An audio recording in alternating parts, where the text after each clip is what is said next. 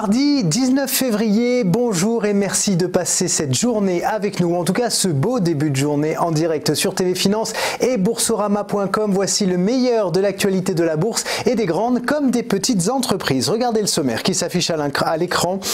Dans un instant, nous recevrons Sébastien David, responsable des produits de bourse à la Société Générale. Il nous expliquera comment protéger son portefeuille avec les turbo puts. Dès 9 h, nous suivrons l'ouverture de la Bourse de Paris avec Benoît Rousseau, trader pour compte propre et fondateur du blog andlil.com. Et puis, vous découvrirez ensuite les valeurs à suivre à la hausse ou à la baisse. Ce matin, ce sont les Market Movers avec Bernard Pradeclos, trader pour compte propre et auteur du livre Stratégie de marché. Et puis, dans notre rubrique Parole de dirigeants, nous découvrirons le Tinder du recrutement, si je puis dire. Ça s'appelle JobGo et nous recevrons son fondateur et dirigeant, Patrick Rose-Antoinette. Mais juste avant, voici les 3 informations à retenir ce matin. Et à 38 jours de la mise en application concrète du Brexit, eh bien, la Grande-Bretagne et l'Union européenne sont sur la bonne voie. C'est en tout cas ce qu'a déclaré hier soir le ministre britannique chargé du Brexit, Stephen Barclay. Son entrevue avec Michel Barnier, le négociateur en chef des Européens, s'est bien passé et ils ont même convenu de se revoir au milieu de cette semaine. Le gouvernement britannique continue en fait de pousser pour rouvrir l'accord de retrait négocié avec Bruxelles et entériné par les 27 pays membres. En ligne de mire notamment une disposition d'un dispositif qui prévoit de rétablir en fait une frontière physique à travers l'Irlande entre la partie britannique et la partie indépendante au cas où l'accord ne serait pas validé par la Chambre des communes. Le 29 mars, date de l'entrée en vigueur du Brexit, eh bien il sera trop tard, mais le président de la Commission européenne, Jean-Claude Juncker, a déclaré hier soir que si la Grande-Bretagne demandait une extension des discussions, eh bien personne ne s'y opposerait. Jean-Claude Juncker, décidément sur tous les fronts, puisqu'il a vivement et rapidement réagi aux propos de Donald Trump hier. Le président américain envisagerait en fait de relever de 25% les droits de douane sur les voitures et les pièces détachées importées depuis l'Union européenne. C'est en fait un rapport du département américain du commerce qui a mis le feu aux poudres et le président de la Commission européenne a été clair.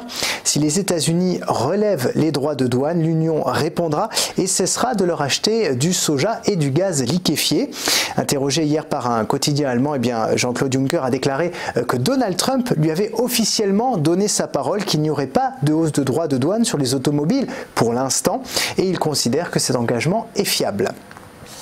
On termine toujours à l'international avec la Grèce dans la tourmente. Faute d'avoir bouclé les réformes auxquelles elle s'était engagée auprès de la zone euro, eh bien le pays risque de ne pas recevoir les 750 millions d'euros qui lui étaient réservés pour le mois de mars dans le cadre de son plan de sauvetage. Dans un rapport qui sera publié par la Commission européenne le 27 février prochain, eh bien il apparaît que 16 des réformes qui sont en cours ne sont pas encore mises en œuvre et notamment celles qui concernent le paiement des arriérés de l'État, le système de santé et l'insolvabilité des ménages qui n'ont pas été menés à bien dans les temps. Ainsi, les ministres des Finances de la zone euro qui se réunissent à ce sujet le 11 mars n'autoriseront pas le versement, à moins qu'Athènes ne boucle ses réformes entre le 27 février et le 11 mars, ce qui semble quand même peu probable. Allez, on fait un petit tour des bourses du monde entier si vous le voulez bien. Hier, le CAC a clôturé en légère hausse, plus 0,30%, 5068 points. Aux États-Unis, les places financières étaient fermées puisqu'hier c'était le President's Day, c'est un jour férié en l'honneur des anciens présidents. Donc je vous donne les valeurs de vendredi pour le Dow Jones qui a pris 1,74% à 25 883 points. En Allemagne, le DAX très stable, moins 0,01%. À Milan, ça baisse un tout petit peu, moins 0,24%.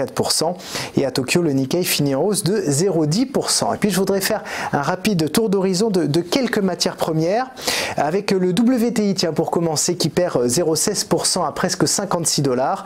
L'or prend 0,44% à 1318 $. Et puis le cacao gagne lui 3,04%, 2339 $. Voilà pour l'actualité des marchés. On se retrouve tout de suite.